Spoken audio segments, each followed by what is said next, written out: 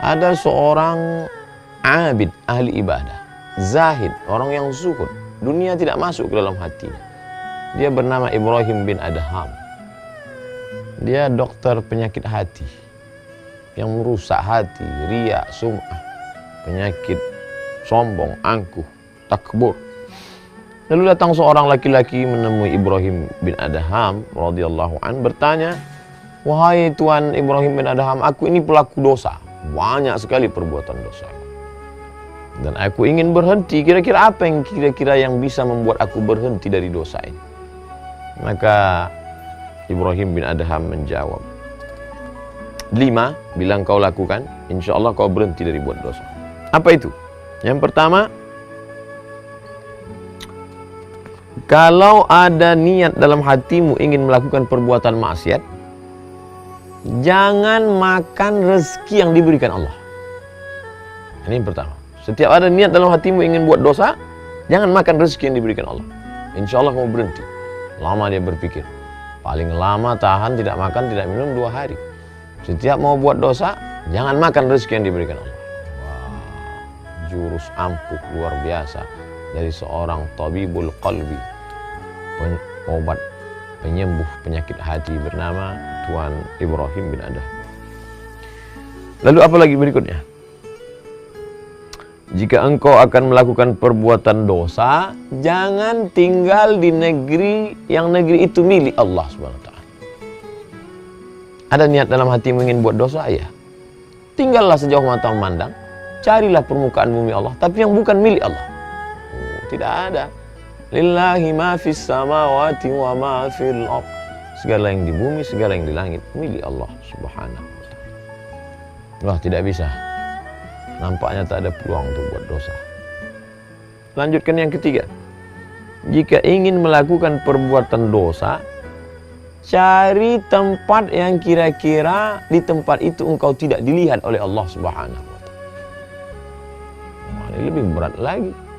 Wa huwa ma'akum aina ma kuntum. Dimanapun kamu berada, pandangan Allah, muraqabatullah, Allah senantiasa. Jadi kalau terlintas di hatimu ingin buat dosa, carilah di atas bukit, di tepi gunung, di tengah danau, di atas batu yang hitam, di tengah malam yang kelam. Kau tetap akan dalam pandangan Allah. La tudrikul absar wa huwa yudrikul absar. Dia tidak dapat ditangkap oleh mata, tapi dia dapat menangkap, melihat semua yang ada, punya mata di atas muka bumi Allah Subhanahu wa taala. Yang keempat, ketika malaikat maut datang kepadamu akan mencabut nyawamu, katakan, tunggu. Ada niat dalam hatimu ingin buat dosa? Ya. Silakan buat dosa. Tapi nanti ketika malaikat maut datang akan mencabut nyawamu, dapatkah engkau berkata, tunggu wahai malaikat, aku bertobat dulu. Berapa banyak orang yang mati dalam perbuatan maksiatnya, mati dalam perbuatan dosanya, mati dalam keadaan na'udzubillah su'ul khatimah. Lalu kemudian yang kelima. Yang kelima ini hampir saja laki-laki itu tak lagi dapat mendengarkan ucapan Ibrahim bin Adham karena dia larut dalam tangisan. Karena betul-betul kunci pintu, tertutup peluang untuk berbuat dosa dari ucapan seorang hamba Allah. Mungkin dia tidak mendapatkan wahyu karena wahyu sudah terputus.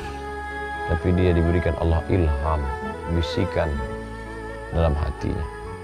Yang kelima, ketika malaikat Zabaniyah datang untuk memasukkanmu ke dalam neraka jahanam, jangan engkau pergi bersama mereka. Siapa yang sanggup menolak? Ketika malaikat Zabaniyah menarik, menyeret, menggiring akan masuk ke dalam neraka, lalu kau berkata, aku tidak mau ikut dengan kalian. Siapa yang sanggup? Uli ajnihatin, malaikat makhluk bersayap, masna, 2, wa sulasa, 3, wa ruba', 4. Dan ketika sayap-sayapnya itu dia kepakkan seluas langit dan bumi, siapa yang sanggup menolak itu semua?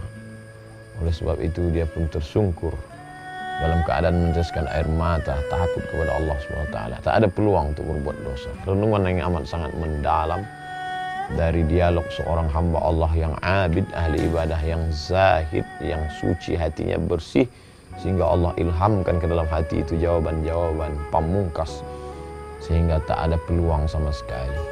Apa pelajaran yang dapat kita ambil?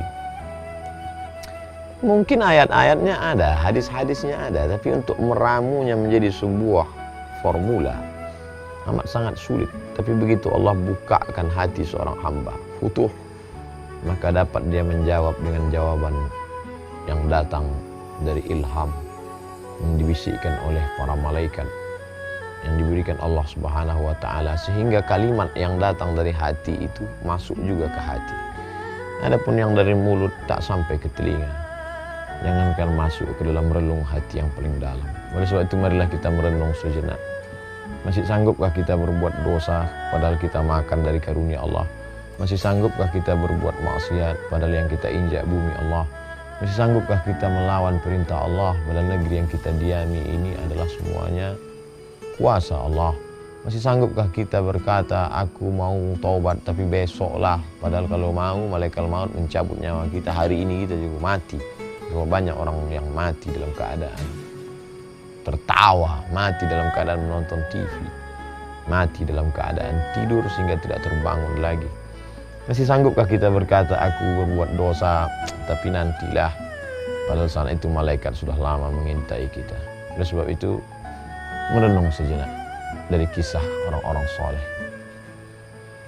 Fa'tabiru ya ulil absar, ambil pelajaran wahai orang-orang yang punya hati dan pikiran. Mudah-mudahan bermanfaat. Terima kasih. Assalamualaikum warahmatullahi wabarakatuh.